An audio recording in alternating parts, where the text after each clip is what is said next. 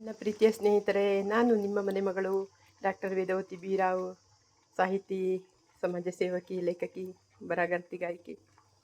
ನಾನೀಗ ನಿಮಗೆ ಒಂದು ರುಚಿಯಾದ ಪಲ್ಯವನ್ನು ಮಾಡೋಕ್ಕೆ ಹೇಳ್ಕೊಡ್ತೀನಿ. ಇದನ್ನು ನೋಡಿ, ಕಲರ್ ಎಷ್ಟು ಚೆನ್ನಾಗಿದೆ. ನಿಮಗೆ ಇದು ನೋಡುವಾಗ ತಿನ್ನಬೇಕು ಅಂತ ಅನ್ಸುತ್ತಲ್ವಾ?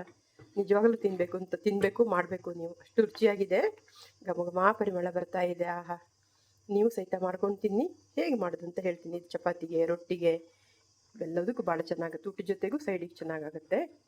ಇದನ್ನು ಹೇಗೆ ಮಾಡೋದು ಅಂದರೆ, ರಾತ್ರಿ 1 ಕಪ್ನಷ್ಟು ನಾನು ನಮ್ಮ ಮನೇಲಿ ನಾವು ಒಂದಿಬ್ಬರಿಗೆ ಮಾಡಿದ್ದು 1 ಕಪ್ನಷ್ಟು ಸಣ್ಣ ಕಪ್ಪಲ್ಲಿ ಅಲಸಂಡೆ ಕಾಳನ್ನು ನೆನೆಸಿ ಹಾಕಿದ್ದೆ. ನೋಡಿ, ಅಲಸಂಡೆ ಕಾಳು ತೋರಿಸ್ತೀನಿ ಯಾವುದಂತ. ಈ ರೀತಿ ಕಾಳು ನೆನೆ ಹಾಕಿದ್ದೆ. ಬೆಳಿಗ್ಗೆ ಎದ್ದು ನೀರು ಬಸೋದು ಚೆನ್ನಾಗಿ ತೊಳೆದು ಕುಕ್ಕರಲ್ಲಿ 1 ಸಿಟಿ ಹೊಡೆದು ಬೇಯಿಸಿದೆ, ಚೂರು ಉಪ್ಪು ಹಾಕಿ.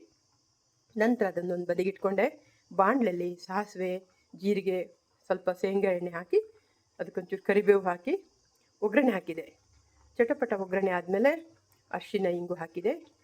ಟೊಮೊಟೊ ಹಾಕಿದೆ, 1-2 ಟೊಮೊಟೊ ಹೆಚ್ಚಿ ಸ್ವಲ್ಪ ಚೆನ್ನಾಗಿ ತಾಳಿಸಿ ನಂತರ ಅದಕ್ಕೆ ಬೇಯಿಸಿಟ್ಟಿದ್ದು ಅಲಸಂಡೆ ಕಾಳನ್ನು ಹಾಕಿ ಒಂದು ಸ್ವಲ್ಪ ಅಲಸಂಡೆ ಕಾಳನ್ನು ಕೈಲಿ ಚೆನ್ನಾಗಿ ಪುಡಿ ಮಾಡಿ ಹಾಕ್ತೀವಿ. ಪೌಡ್ರ್ ಮಾಡಿ ಕೈಲಿ ಹೆಚ್ಚಿ ಸ್ವಲ್ಪ ದಪ್ಪ ಆಗುತ್ತೆ ರಸ ಅದಕ್ಕೆ.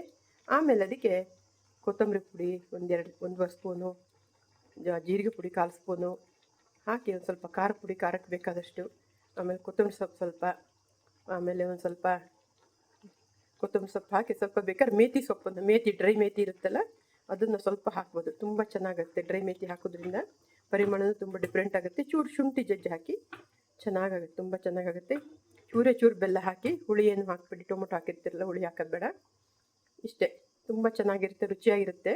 ಎಲ್ಲರೂ ಮಾಡಿ. ಇನ್ನೊಂದು ಸಲ ಹೇಳ್ತೀನಿ, ನೆನೆಸಿಟ್ಟಿದ್ದು ಅಲಸಂಡೆ ಕಾಳು ರಾತ್ರಿ ನೆನೆಸಿಟ್ಟಿದ್ದು 1 ಕಪ್ಪು, ಬೆಳಗ್ಗೆ ಎದ್ದು ಕುಕ್ಕರಲ್ಲಿ ಬೇಯಿಸ್ಕೊಂಡು 1 ಸಿಟಿ ಹೊಡೆದು ಆಮೇಲೆ ಬಾಣಲೆಯಲ್ಲಿ ಸಾಸಿವೆ, ಜೀರಿಗೆ, ಕರಿಬೇವು ಎಲ್ಲ ಒಗ್ಗರಣೆ ಹಾಕ್ಕೊಂಡು ಆಮೇಲೆ ಅದು ಚಟಪಟ ಆದಮೇಲೆ ಇಂಗು, ಅರಿಶಿನ ಹಾಕ್ಕೊಂಡು ಮತ್ತೆ ಅದಕ್ಕೆ ಟೊಮೊಟೊ ಹೆಚ್ಚಿದ್ದು 2 ಟೊಮೊಟೊ ಹಾಕಿ ಅದನ್ನು ಫ್ರೈ ಮಾಡಿ ಆದಮೇಲೆ ಬೇಯಿಸಿಟ್ಟಿದ್ದಂಥ ಅಲಸಂಡೆ ಕಾಳು ಅದಕ್ಕೆ ಹಾಕಿ ಅದಕ್ಕೆ ಚೂರು ಶುಂಠಿನೂ ಜಜ್ಜಿ ಹಾಕಿ ಆಮೇಲೆ ಸ್ವಲ್ಪ ಅಲಸಂಡೆ ಕಾಳನ್ನು ಕೈಲಿ ಚೆನ್ನಾಗಿ ಹಿಚ್ಕಿ ಹಾಕಿರಿ. ರಸ ದಪ್ಪ ಆಗುತ್ತೆ, ಸ್ವಲ್ಪ ಟೇಸ್ಟ್ ಆಗುತ್ತೆ ಅದಕ್ಕೆ.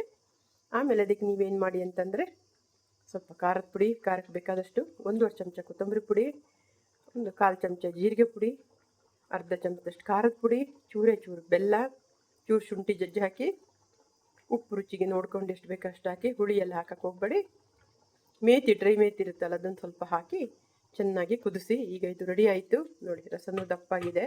ಯಾಕೆಂತಂದ್ರೆ ಸ್ವಲ್ಪ ಅಲಸಂಡೆ ಕಾಳನ್ನು ನಾನು ಅದರಲ್ಲಿ ಸ್ವಲ್ಪ ಹಿಚಕಿ ಚೆಂದ ಮಾಡಿ ಪುಡಿ ಮಾಡಿ ಹಾಕಿದ್ದೀನಿ ನುಣ್ಣಗೆ. ಅದು ರಸ ದಪ್ಪ ಆಗುತ್ತೆ ಮತ್ತು ತುಂಬ ರುಚಿನೂ ಆಗುತ್ತೆ. ಈಗ ಈ ಪಲ್ಯ ರೆಡಿ ಆಯಿತು. ನೀವು ಸಹಿತ ಮಾಡಿ, ಎಲ್ಲರೂ ತಿನ್ನಿ. ನಾನೇನು ಹೇಳಿದ್ನ ಅದೇ ರೀತಿ ಮಾಡಿ. ಎಣ್ಣೆ ಜಾಸ್ತಿ ಹಾಕಬೇಡಿ, ಅದು ಹಾಕಿ. ಭಾಳ ರುಚಿಯಾಗಿರುತ್ತೆ, ಭಾಳ ಚೆನ್ನಾಗಿರುತ್ತೆ. ಅಲಸಂಡೆ ಕಾಳಿನ ಪಲ್ಯ ಚಪಾತಿ, ರೊಟ್ಟಿಗೆ, ರಾಗಿ ರೊಟ್ಟಿಗೆ, ಎಲ್ಲದಕ್ಕೂ ಊಟ ಮಾಡೋ ಸೈಡಲ್ಲೂ ಹಾಕ್ಕೊಂಡು ತಿನ್ಬೋದು. ಭಾಳ ಚೆನ್ನಾಗಿರುತ್ತೆ. ಈ ಕಾಳು ಜಾಸ್ತಿ ಬೇಯಿಸ್ಕೊಂಡ್ರೆ ಸ್ವಲ್ಪ ಕಾಳು ತೆಗೆದಿಟ್ಕೊಂಡು ಸಿಹಿ ಮಾಡ್ಕೊಂಡು ತಿನ್ಬೋದು. ಸ್ವಲ್ಪ ತುಪ್ಪ ಹಾಕೋದನ್ನು ಹುರಿದು ಬೇಯಿಸಿದ ಅಲಸಂಡೆ ಕಾಳು ಸ್ವೀಟ್ ಮಾಡೋಕ್ಕಾರೆ ಅಲಸಂಡೆ ಕಾಳು, ಅದಕ್ಕೆ ಸ್ವಲ್ಪ ಕಾಯಿ ತುರಿ, ಬೆಲ್ಲ ಹಾಕಿ, ಚೂರು ಏಲಕ್ಕಿ ಪುಡಿ ಹಾಕಿ ಚೆನ್ನಾಗಿ ಮಗಚಿಬಿಟ್ರೆ ಅಲಸಂಡೆ ಕಾಳು ಸ್ವೀಟ್ ಸಹಿತ ಆಗುತ್ತೆ. ಪಲ್ಯದ ಜೊತೆಗೆ 2 ಮಾಡ್ಕೊಂಡು ತಿನ್ಬೋದು. ಎಲ್ಲರೂ ಮಾಡಿ. ಇನ್ನೂ ಯಾಕೆ ತಡ, ಎಲ್ಲರೂ ಮಾಡಿ ತಿನ್ನಿ. ಗೊತ್ತಾಗಿಲ್ಲ ಅಂದರೆ, ಇನ್ನೂ ಯಾರು ಮಾಡಿಲ್ವೋ ಗೊತ್ತಿಲ್ವೋ ಅವರು ಕೇಳ್ಬೋದು. ನಾನು ಮೆಸೇಜ್ನಲ್ಲಿ ಹೇಳ್ಕೊಡ್ತೀನಿ ನಿಮಗೆ. ಖಂಡಿತ ಎಲ್ಲರೂ ಮಾಡಿ ತಿನ್ನಿ. ಮತ್ತೆ ತಿನ್ನುವ ಹಾಗಿದೆ. ಘಮ ಅಂತ ಪರಿಮಳ ಬರ್ತಿದೆ. ಕಲರು ಚೆನ್ನಾಗಿದೆ, ಎಷ್ಟು ಚೆನ್ನಾಗಾಗಿದೆ ನೋಡಿ. ಎಲ್ಲರೂ ಮಾಡಿ ತಿನ್ನಿ. ಧನ್ಯವಾದಗಳು.